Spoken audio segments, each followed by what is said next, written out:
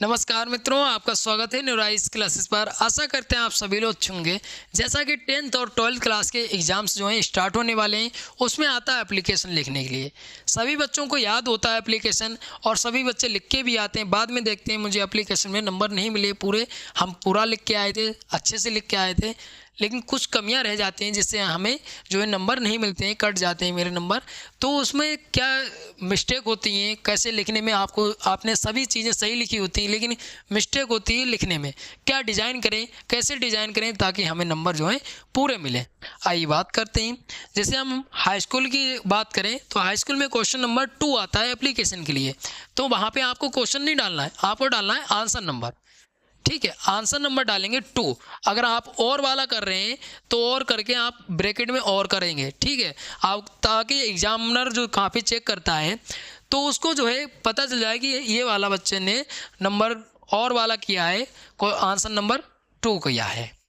उसके अलावा बात करते हैं, यहाँ पे आप एक लाइन छोड़ देंगे। ठीक है, एक लाइन छोड़ के फिर डालेंगे, क्या डालेंगे, एप्लीकेशन डालेंगे और एप्लीकेशन को भी अंडरलाइन कर देंगे। लेकिन आपको ध्यान रखिए, आप एक ही अंडरलाइन करेंगे, डबल लाइनें नहीं करेंगे। ठीक है, डबल लाइनें नहीं करेंगे, केवल एक लाइन करेंगे। ठीक है, अब यहाँ पे भी जब आपका एप्लीकेशन हो जाए, नीचे आपने अंडरलाइन कर दी, फिर यहाँ पे भी एक लाइन छोड़ दीजिएगा। ठीक है, एक लाइन छोड़ दीजिएगा। अगर आपकी कॉपी में मार्जिन है तो ठीक है, अगर नहीं है तो आप एक मार्जिन स्केल से कर लीजिएगा। फिर यहाँ पे बात करते हैं, आपको एप्लीकेशन लिखना है 2, यहाँ से वो भी बिल्कुल सटा के, मतलब मिले ना बल्कि सटा के लिखिएगा। फिर यहाँ पे आप कामा देंगे, फिर यहाँ पे लिखेंगे द प्रिंसिपल। ठीक है, द प्रिंसिपल। फिर आप यहाँ पे अपना कॉलेज का नाम देंगे। जैसे हम कोई भी कॉलेज का नाम ले लेते हैं, GIC कांट, और यहाँ पे हम सिटी लिखते हैं। सिटी में जैसे हम ले लेते हैं, कोई भी सिटी ले लेते हैं। जैसे यहाँ पे मैंने डाल दिया शाहजहाँपुर। ठीक है, यहाँ पे हम कोड डाल देंगे इसका। अगर कोड याद है तो कोड डाल दीजिए, नहीं याद है कुछ बात नहीं, छोड़ दीजिए। ठीक है, फिर उसके बाद अगर बात करते हैं, इतना चीज़ हो गया आपका। ठीक है, उसके अलावा अगर आप 12th क्लास का लिख रहे हैं एप्लीकेशन तो आपको सब्जेक्ट लिखना कंपलसरी बन जाता है। ठीक है, 12th क्लास में आपको सब्जेक्ट लिखना कंपलसरी बन जाता है। अगर आप सब्जेक्ट लिख रहे हैं, ठीक है, आप सब्जेक्ट लिख रहे हैं तो यहाँ से सटा के लिखेंगे, आप जो मार्जिन होगा उसके सटा के लिखेंगे। तो यहाँ पे आप सब्जेक्ट लिखेंगे अपना। ठीक है, और मैक्सिमम टाइम्स याद रखिएगा, सब्जेक्ट ज़्यादा लंबा नहीं होना चाहिए। सब्जेक्ट आपका एक लाइन का होना चाहिए तो ज़्यादा अच्छा है। और सब्जेक्ट आप जो है काले पेन से लिखेंगे। ठीक है, ये ब्लू पेन से होगा और ब्लैक पेन से जो होगा वो कौन सा होगा, सब्जेक्ट होगा। ठीक है, सब्जेक्ट आप ब्लैक पेन से लिखेंगे ताकि सब्जेक्ट जो है एग्जामिनर देखे, हाँ ये बच्चे ने एप्लीकेशन इस सब्जेक्ट पर लिखा है। और सब्जेक्ट एक लाइन का हो, ज़्यादा बेहतर है।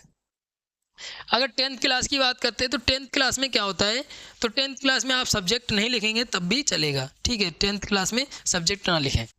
तो यहाँ पे इतनी चीज़ हो गई।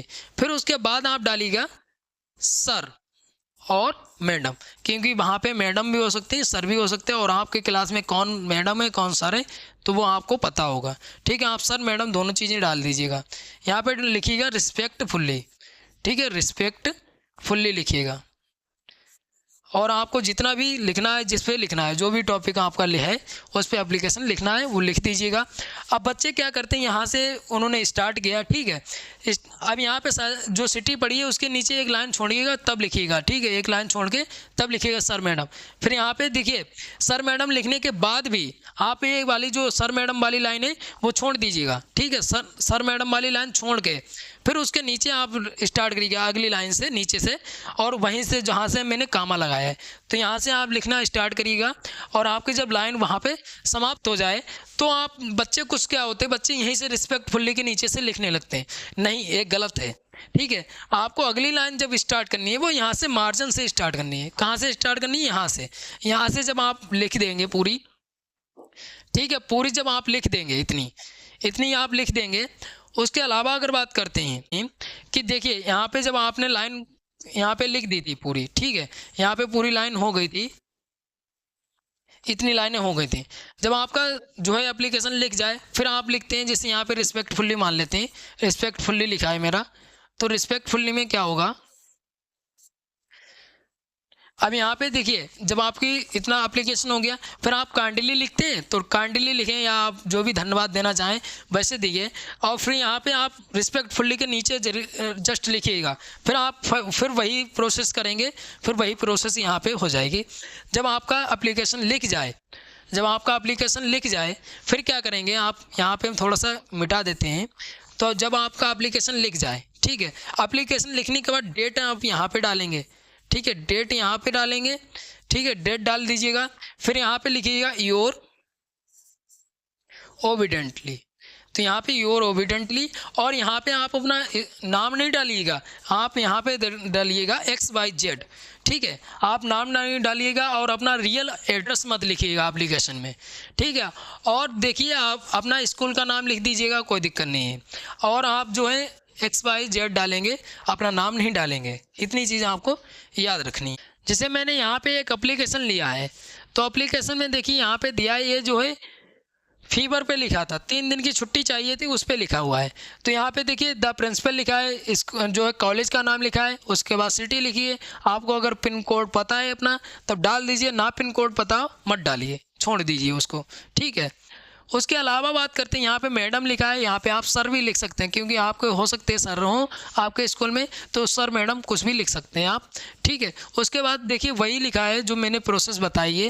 फिर उसके बाद यहाँ पे लिखा है most respectfully I beg to say that I have been suffering from fever since last night, ठीक है। और यहाँ पे बुखार पे लिखा है, मतलब मुझे बुखार आ गया था इसलिए लास्ट नाइट।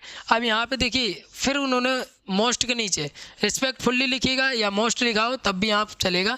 तो यहाँ पे फिर से उन्होंने स्टार्ट किया है, और यहाँ पे छुट्टी मांगी हुई है, ठीक है। यहाँ पे छुट्टी, जब भी आप कोई नई बात कहेंगे, आपकी जो बात पूरी हो गई, ठीक है, आपको क्या प्रॉब्लम है आपने पूरी कर ली, उसके बाद आप नई बात करेंगे या कोई भी आपको धन्यवाद देंगे या छुट्टी मांग रहे हैं, तो उसको नई चीज़ से लिखिएगा, और वही नीचे प्रोसेस जो आपने ऊपर लाइन लिखी उसी हिसाब से लिखिएगा, ठीक है। अब यहाँ पे देखिए डेट पड़ी हुई है, और डेट आप कैसे डालेंगे, डेट को डालने का तरीका ये होता है, जैसे आप किसी भी डेट में, जैसे आज बताएं तो आज क्या है 10 फरवरी है, तो 10 फरवरी में आप 10 फरवरी ऐसे डालिएगा और 2025 डालिएगा, ठीक है।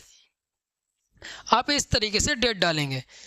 डेट डालने का तरीका ये है। अब यहाँ पे देखिए नाम लिखा है, आपको XYZ लिखना है, ठीक है, XYZ लिखना है और क्लास लिख देना है, और क्लास नहीं लिखेंगे तब भी चलेगा, ठीक है, क्योंकि क्लास का नाम तो पता ही होता है, जिसकी कॉपी है और उसमें 10th क्लास की है तो 10th क्लास की कॉपी होती है। क्लास ना लिखिए तब भी चलेगा, आप क्लास मत लिखिएगा, सिर्फ योर्स ओबिडेंटली लिख दीजिएगा, XYZ लिख दीजिएगा, आपको नंबर पूरे मिलेंगे, ठीक है।